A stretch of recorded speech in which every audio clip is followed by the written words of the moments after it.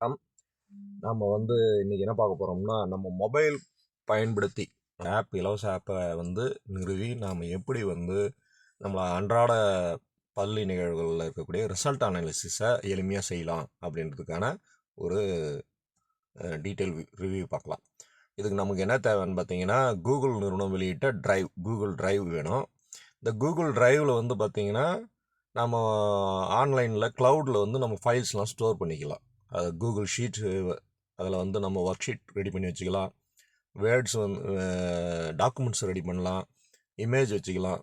So இது PDF வச்சுக்கலாம். இது எல்லாமே நம்ம க்ளவுடில் வச்சுக்கலாம். ஸோ இதை நம்ம உலகத்தில் எந்த மூலையிலனாலும் எடுத்துக்கலாம்.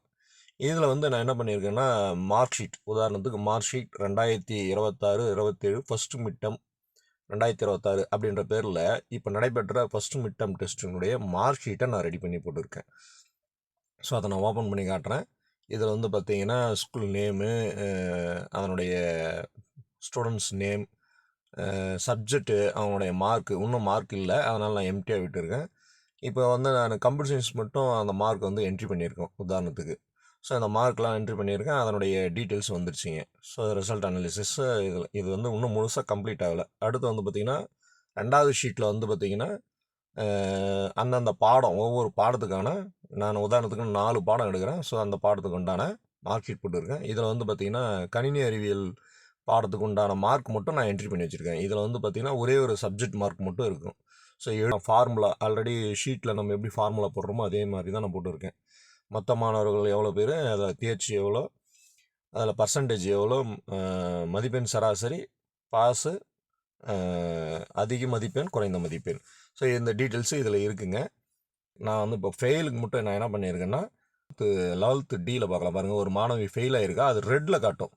ஸோ அந்த மாதிரி நம்ம ஈஸியாக அடையாளம் பண்ண கலரில் கொடுத்துக்கலாம். இப்போ தேர்ச்சி பெற்றவர்கள்லாம் சாதாரண எழுத்தில் காட்டும். தோல்வி அடைந்த மாணவி பார்த்திங்கன்னா சிவப்பு இடத்துல காட்டுற மாதிரி நான் செட் பண்ணி வச்சுருக்கேன். நம்ம வேறு கலர் கூட செட் பண்ணிக்கலாம். ஸோ ஈஸியாக ஐடென்டிஃபை ஆகும்.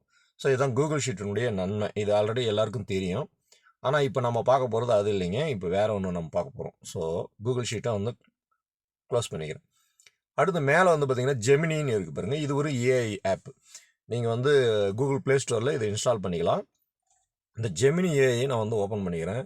ஜெமினி என்னன்னு பார்த்தீங்கன்னா ஏஐ, கூகுள் நிறுவனத்தால் வெளியிடப்பட்ட ஏஐ.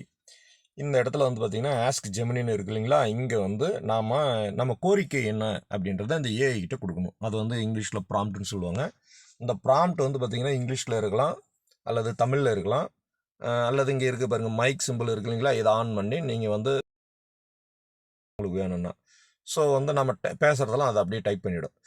அதுக்கப்புறம் சென்ட் கொடுக்கலாம். இந்த சென்ட் லாஸ்ட்டில் அம்புக்குறி மாதிரி வச்சுங்களா, அதை கொடுத்து சென்ட் பண்ணணும். சென்ட் பண்ணோம்னா அது என்ன பண்ணோம்னா நம்ம கோரிக்கையை நிறைவேற்றி அதை ஆன்சர் பண்ணணும். ஸோ இந்த ப்ராம்ப்ட் நம்ம டீட்டெயிலாக கொடுக்கணும்.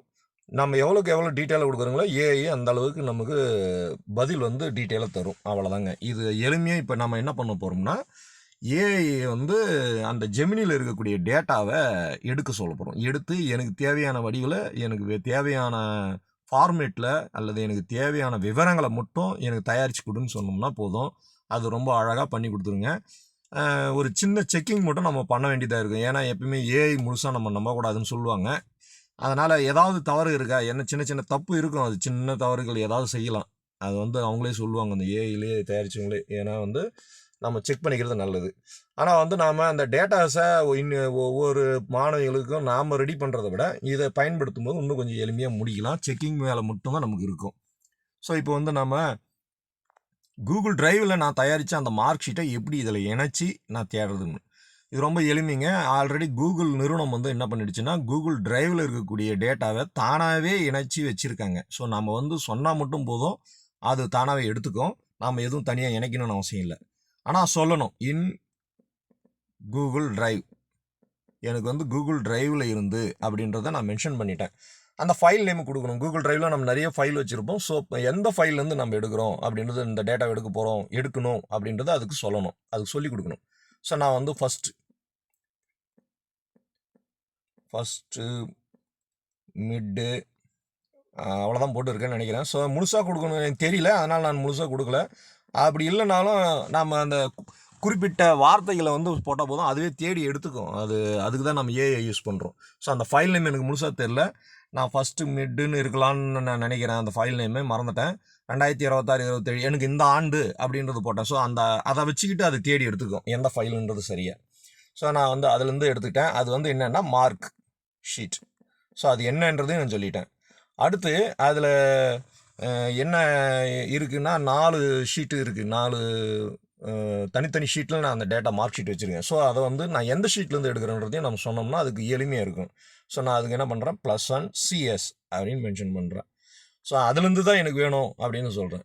அடுத்து வந்து அங்கேருந்து நான் என்ன தேவைப்படுதுன்றது சொல்கிறேன். நான் இங்கிலீஷ்லையும் கொடுக்கலாம், தமிழில் கொடுக்கலாம். நான் உதாரணத்துக்கு இப்போ தமிழில் கொடுக்குறேன்.